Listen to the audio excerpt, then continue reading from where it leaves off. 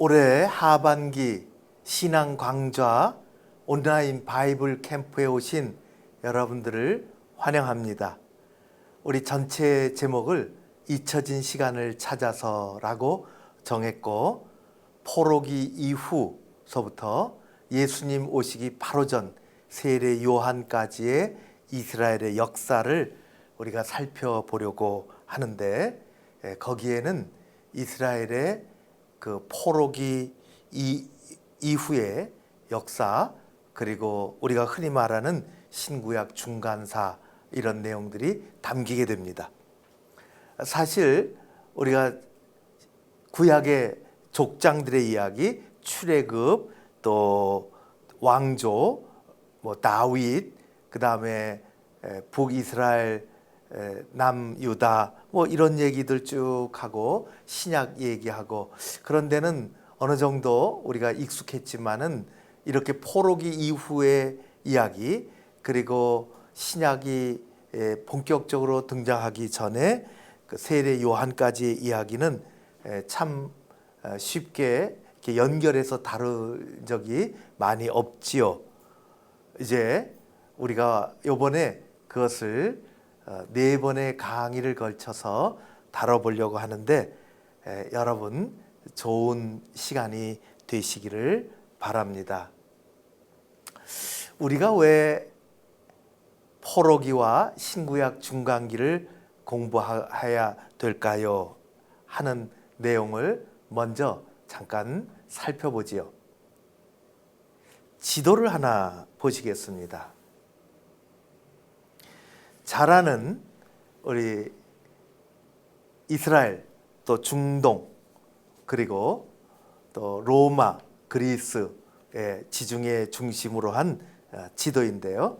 거기 우리 화면에 보시는 것처럼 번호가 나라마다 매겨져 있어요. 짧게 제가 설명을 드리는데, 그 당시 이스라엘을 둘러싼 시대적인 배경, 역사에 등장했던 나라들인데, 1번 아수르, 니느웨를 중심으로 했던 아수르는 128년 동안 그 중동을 지배했습니다. BC 8세기 722년에 북이스라엘을 멸망시켰죠. 마지막 왕은 19대 호세아 왕이었습니다. 그리고 다시 2번으로 가면 바벨론이 있는데, 남쪽에서 바벨론이 등장을 했습니다. 그리고 마침내 이 바벨론이 아수르를 물리치고, 그리고 또 남쪽으로 내려와서 이 유다를 치기 시작했죠.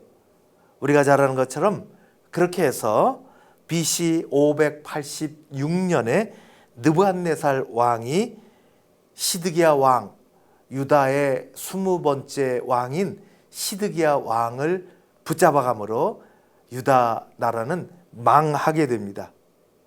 그런 가운데 성경에 나오는 것처럼 3번에 걸쳐서 대규모 포로를 잡아가죠. 그걸 1차 포로, 2차 포로, 3차 포로, 그렇게 얘기하는데, 1차 포로 때는 우리 성경의 다니엘과 그 친구들이 중심이 되고, 물론 다른 사람들 있지만 잡혀갑니다. 2차 포로는 에스겔, 여호야긴 19대 왕인데, 이런 사람들이 붙잡혀가죠. 그리고 3차 포로는 아까 말한 것처럼 마지막 왕 시드기야 왕이 잡혀가게 됩니다. 물론 다른 많은 백성들과 함께 잡혀가게 되죠. 그래서 이스라엘은 그 땅에서 이제 유다 나라는 자취를 감추게 됩니다. 3번. 그러기를 한 70년쯤 지났을까요? 3번 페르시아가 등장합니다. 페르시아는 우리가 아는 것처럼 그 지역에서 메대와 바사의 그 나라가 연합을 해가지고 고레스 왕 때에 그 바벨론을 멸망시키게 됩니다. 바벨론은 참 오랫동안 그렇게 이 지구상에 있었던 나라가 아니죠. 그래 결국은 우리 바사 페르시아에게 멸망을 하고 요 페르시아 때에 이스라엘 백성들이 다시 귀환을 하게 됩니다. 잘 아는 것처럼 3차에 걸쳐서 이 페르시아 바사 왕국은 이스라엘 이 사람들을 다시 자기 나라로 돌아보내죠. 그것을 3차례에 걸쳐서 시행하는데 1차 귀환, 2차 귀환, 3차 귀환 그렇게 합니다. 1차 귀환 때는 그 유명한 스룹바벨 제사장이 총독이 왔고 2차 때는 에스라가 왔고 사람들과 함께 3차 때는 느헤미야가 오게 됩니다. 이런 가운데 다시 이 4번이 그리스죠. 그리스가 이제 한참 후에 일어나게 됩니다.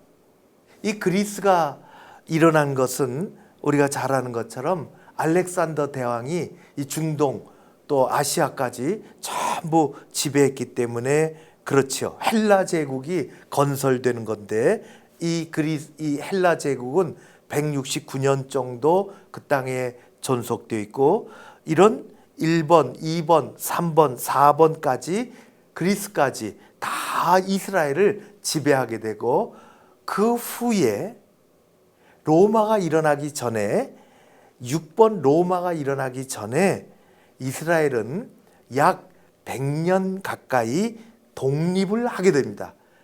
그것이 유다 마카비라는 사람이 일어나서 독립전쟁을 일으켜서 반란을 일으켜서 100년 가까이 마카비 왕조가 등장을 하게 되죠. 그러다가 BC 63년에 로마에 멸망하게 됩니다. 로마가 다시 일어나고 로마는 BC 167년서부터 AD 476년까지 자그마치 700년 가까이 존속했던 아주 막강한 나라죠. 로마의 멸망을 하게 되고 그 후에 BC 37년에 예수님 오시기 전에 헤롯 대왕이 유대 왕으로 로마 총독 아래서 그렇게 임명을 받게 되죠. 이것이 우리 이스라엘 나라가 처해 있던 그 당시의 역사적인 배경입니다. 포로기 때 역사를 우리가 잘 배웠는데 아수르, 바벨론, 페르시아 그때입니다.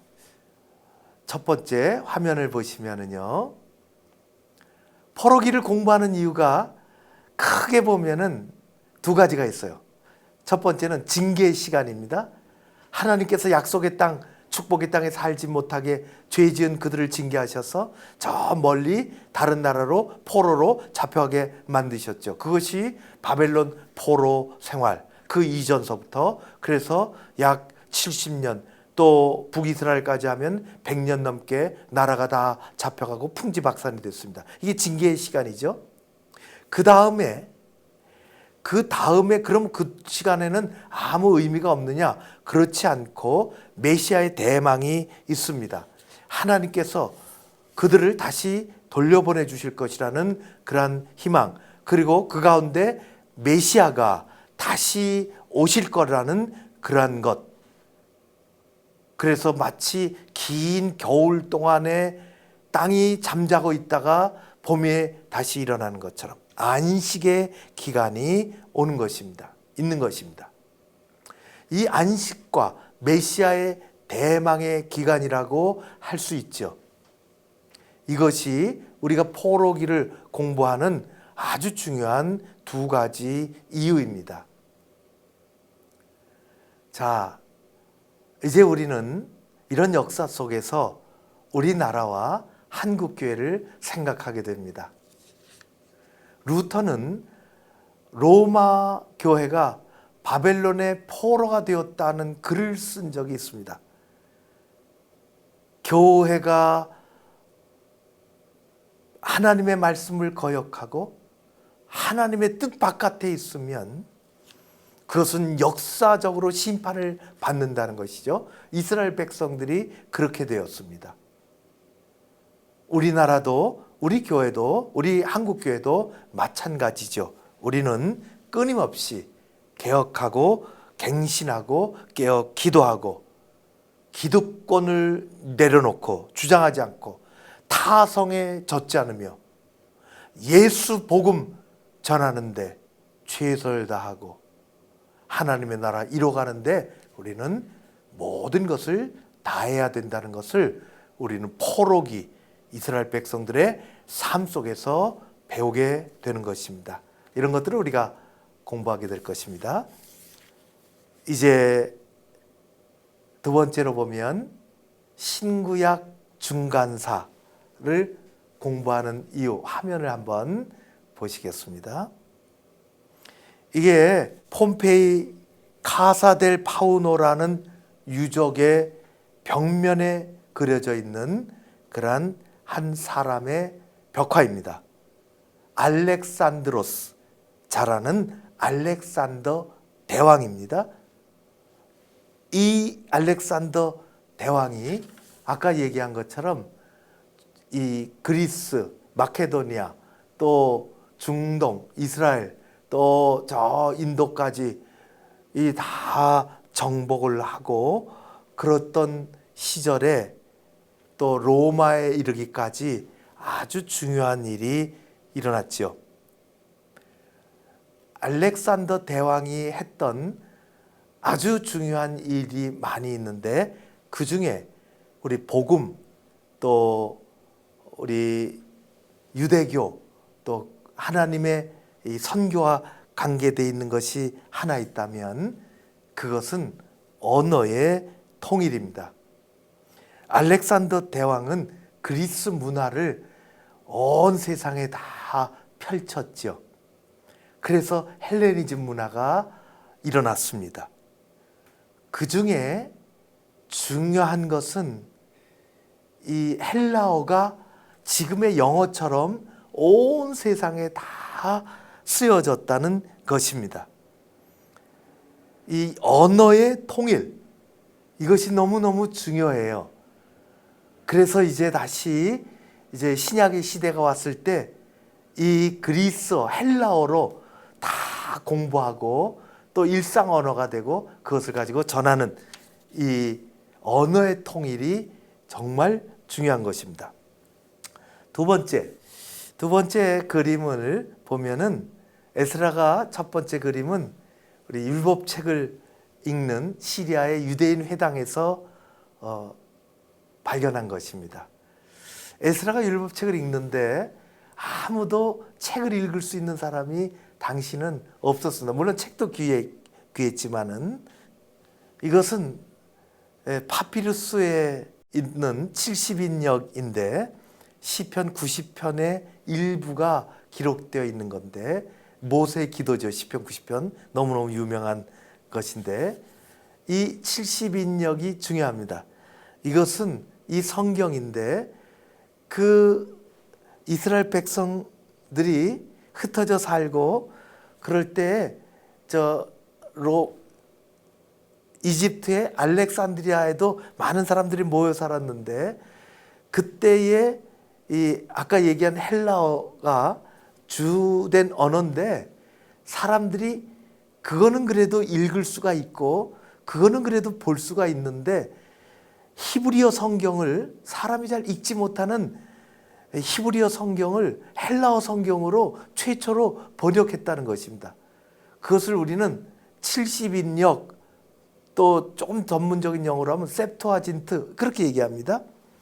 이것이 헬라어로 그 당시 사람들이 말했던 코인의 헬라어로 만든 성경입니다. 이게 너무너무 귀해요. 성경이 번역이 됐다는 것이죠. 그래서 사람들이 많이 성경을 읽게 됐습니다. 이것이 우리 신구약 중간기에 나타난 아주 귀한 일이죠. 한 가지 더 화면을 보시겠습니다. 로마의 길입니다. 너무너무 로마가 우리 전 세계를 다시 헬라 시대가 지나서 로마가 지배하면서 전 세계를 통치하는데 로마의 기병은 너무너무 무섭죠. 우리 그 로마가 평화시대, 팍스 로마나라고 하는 평화시대가 한 200~300년 지속이 되면서 이제 전쟁도 조금 한 곳에 이게 있었지만은 나라가 안정이 되고 땅이 팽창이 될 대로 팽창이 돼서 그것을 다스리기 위해서 이제 정말 중요한 것은 싸우는 군인도 중요하지만 이제 싸움은 많이 했으니까 이제 큰 나라를 통치하기 위해서 길을 닦아야 된다는 것입니다. 그래서 로마 군인 중에 공병이 발달을 했어요. 그래서 길을 정신없이 닦습니다. 그 당시 마차가 쌩쌩 다닐 수 있는, 지금으로 말하면 고속도로 같은 것이죠. 28만 킬로가 닦여져 있습니다. 거미줄 같이. 그때 나온 말, 지금까지 쓰이는 말, 모든 길은 로마로 통한다는 것이죠. 이것이 신구약 중간기에 있었던 일입니다. 이 길을 통해서 사도 바울도 복음을 전하고 수많은 사람들이 이곳저곳에 쉽게 간 것은 아니지만은 복음을 전할 수 있었던 것입니다. 이것이 우리 중간기에 있었던 내용인데 너무 귀한 것이죠.